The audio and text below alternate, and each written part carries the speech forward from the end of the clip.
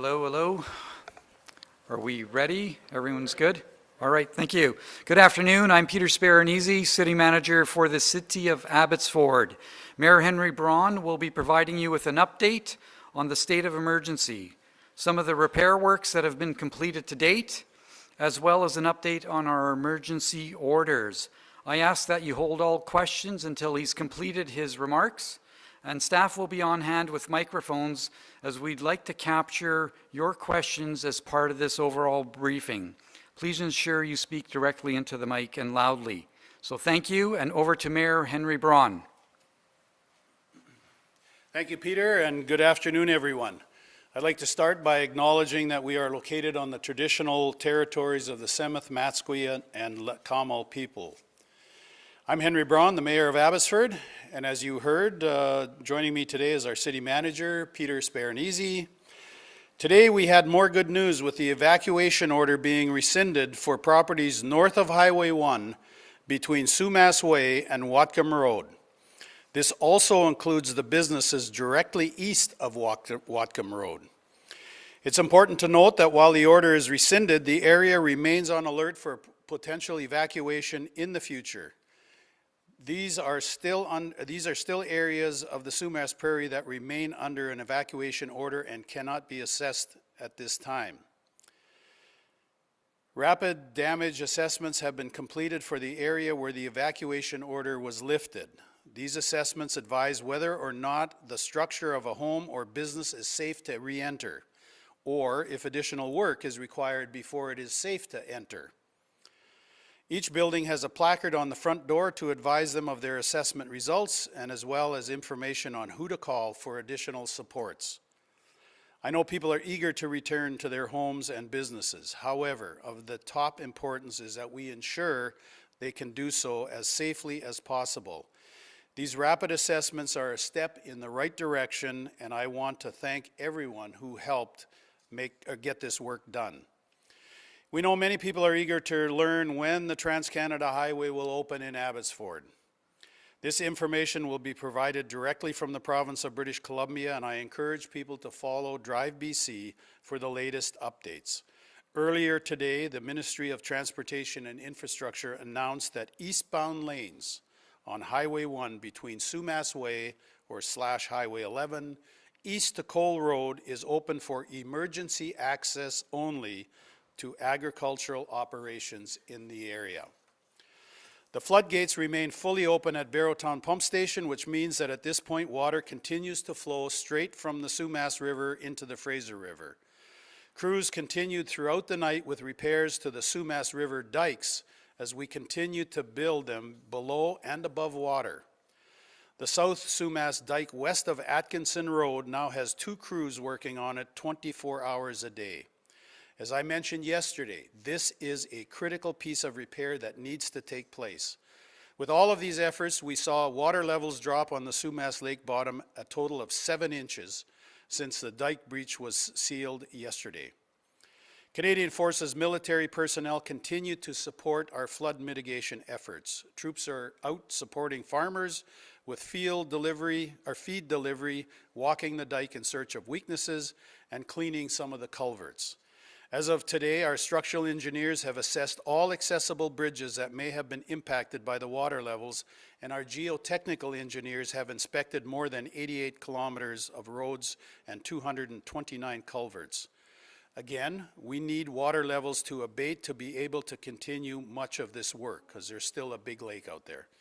Finally, we continue to work closely with other levels of government, including the Ministry of Agriculture, as they begin some of the recovery efforts and provide additional supports for our farmers. There's a lot of work still to be done. I've received notes from farmers who are incredibly grateful for how the agricultural community pulled together, and we saw that with farmers helping farmers, and that's what farmers do. But amongst this gratitude is also a deep sadness for the losses faced by friends, family, and community members. We know the ramifications of the events of this past week will be long-lasting. While each day we are starting to see more glimmers of hope and good news, we are still a long way from being out of danger. As I mentioned yesterday, we are closely monitoring the weather for the coming week. We continue to work with Emergency Management BC and Environment Canada on detailed weather projections so that we can utilize this information with our planning. It's day 8 for staff who are supporting our emergency response. They continue to work day and night to support our community, and I am so grateful for their dedication. I continue to hear from people who desperately want to help in this situation, and we are hoping to be able to share an update soon. We'll be sure to share it on our website at abbotsford.ca. Each day we will continue to share updates, facts, and photos during our press conferences on the Abbotsford website and our social media channels. That is my update for today, and I will take any questions you have. Yes? Could we get the mic over to you? Because especially with the mask on, I'm getting people saying they can't hear. Just wondering, the plans for the military moving forward in Abbotsford. Do you know any specific plans? I don't have specific plans for what the military is doing other than walking on our dikes, helping with debris and culverts, and I'm sure there's some other things happening at some point. I don't want to forget Matsqui Prairie. We have a flood over there too, but so anyways, there's lots of work to be done. Yes?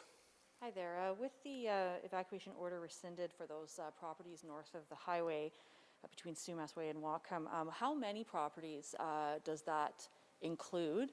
And how many are still on order, evacuation order in Abbotsford? In that area, none. It's on the north side of the freeway, so it starts to slope up. I don't know how many properties there are, but I'm guessing it's probably 1 kilometer long, maybe 1.5 kilometers. And how many still, remain on order outside of that area? I don't have that. The rest of Sumas Prairie, other than what we released or removed from Whatcom, or not Whatcom, Sumas Way West, the rest of the prairie is still under evacuation order. Okay, I was just wondering if you had a specific Well, number. it's roughly 22,000 acres. It's a lot of land.